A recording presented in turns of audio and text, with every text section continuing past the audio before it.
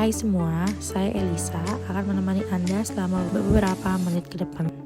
Pada kesempatan kali ini, perkenankan saya untuk mengajak kita mengenal lebih jauh mengenai mental illness. Banyak dari kita tentunya sudah mengetahui apa itu mental illness, bukan?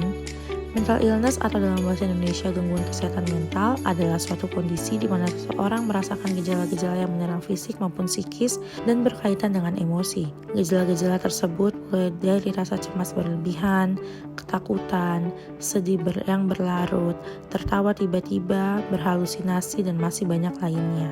Penting untuk merubah stereotip masyarakat mengenai penderita gangguan mental yang berkali-kali disangkut pautkan dengan orang gila. Orang-orang yang menderita gangguan ini membutuhkan dukungan kata-kata penyemangat, bukan cacian dari masyarakat yang bisa membuat kondisi mental semakin down atau parah. Mental illness ada bermacam-macam. Beberapa di antaranya antara lain bipolar disorder, anxiety disorder, personality disorder, psychotic disorders, eating disorders, post-traumatic stress disorder, substance abuse disorders. Namun, pada video ini, saya tidak menjelaskan mengenai semua jenis mental illness yang ada. Kami akan membahas secara spesifik, yaitu eating disorder.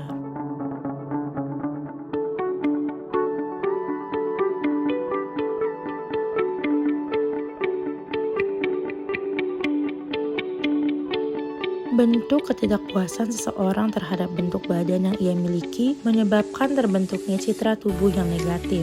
Hal ini tentu saja akan mempengaruhi pola makan orang tersebut secara signifikan. Pembatasan jumlah konsumsi makanan dilakukan secara besar-besaran. Tak peduli bagaimana penjelasan ilmiah yang sebenarnya, asalkan tubuh cepat menjadi kurus.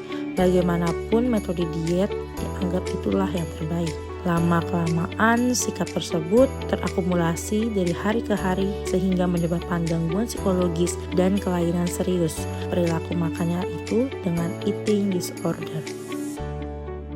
Eating disorder adalah gangguan mental saat mengonsumsi makanan.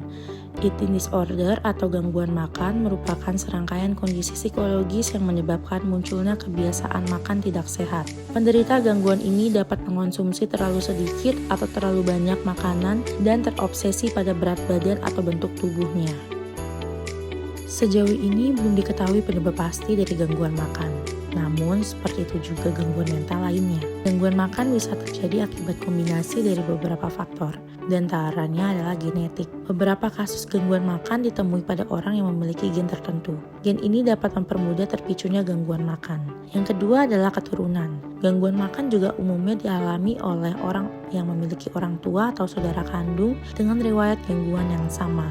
Yang ketiga adalah biologis. Perubahan zat kimia dalam otak dapat berperan menimbulkan gangguan makan. Dan yang terakhir atau yang keempat adalah psikologis atau kondisi mental. Gangguan makan sering ditemukan pada orang yang juga mengalami gangguan kecemasan, depresi, dan obsessive compulsive disorder. Ada sejumlah gejala yang ditimbulkan oleh gangguan mental ini, tetapi beberapa tanda yang paling umum meliputi pembatasan konsumsi makanan secara berlebihan, menerapkan pola makan vegetarian yang terlalu ketat, makan berlebihan secara cepat, jauh lebih cepat dari orang normal, bahkan di saat tidak lapar, memuntahkan makanan dengan sengaja, olahraga secara berlebihan, melewatkan jam makan dan membuat alasan untuk tidak makan, minum pil diet atau obat pencahar atau obat yang membuang cairan tubuh untuk menurunkan berat badan secara berlebihan, makan sampai merasa terlalu kenyang dan tidak nyaman di perut, makan sembunyi-sembunyi karena malu dengan banyaknya makanannya, mengeluh badan gendut dan khawatir terus-menerus, serta terlalu sering mengecek bentuk tubuh di depan cermin, merasa jijik, depresi, malu, kesal, atau bersalah pada diri sendiri setelah makan. Beberapa jenis eating disorder, kasus yang paling sering ditemukan yakni yang pertama, anoreksia nervosa. Penderita anoreksia nervosa selalu merasa bahwa berat badannya berlebihan, walaupun orang melihat mereka sangat kurus. Mereka cenderung terus-menerus memantau berat badannya. Meskipun sudah jauh di bawah batas berat ideal, penderita gangguan makan ini sangat membatasi kalori dan menghindari jenis makanan tertentu. Yang kedua adalah bulimia nervosa. Bulimia nervosa adalah jenis eating disorder yang membuat penderitanya makan dalam jumlah banyak dalam waktu singkat, tapi diikuti usaha untuk memuntahkan makanan, minum obat pencahar atau obat penekan nafsu makan. Yang ketiga adalah binge eating disorder. Binge eating disorder menyebabkan penderitanya makan dalam jumlah luar biasa banyak dan tidak terkontrol dalam waktu yang relatif singkat. Mereka bisa tetap makan berlebihan bahkan saat tidak merasa lapar tanpa membatasi kalori yang masuk. Penderita disorder ini cenderung merasa bersalah, malu dan rendah diri dengan perilakunya. Namun, mereka tidak bisa mengontrol dirinya. Eating disorder ini bisa menyebabkan obesitas sehingga meningkatkan resiko berbagai penyakit seperti gangguan jantung dan juga stroke.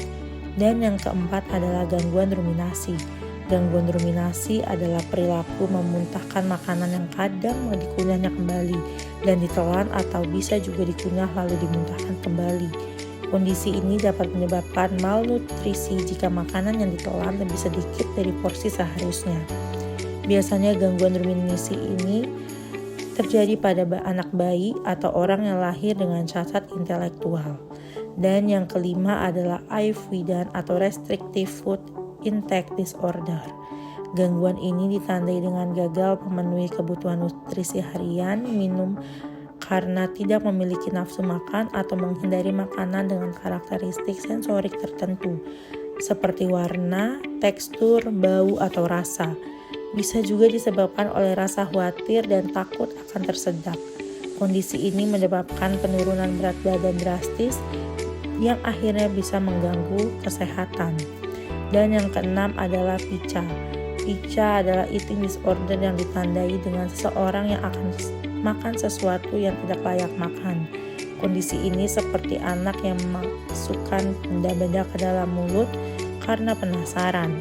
Penderitanya mengonsumsi sesuatu yang tidak dianggap makanan seperti tanah, sabun, kertas, rambut, dan sebagainya.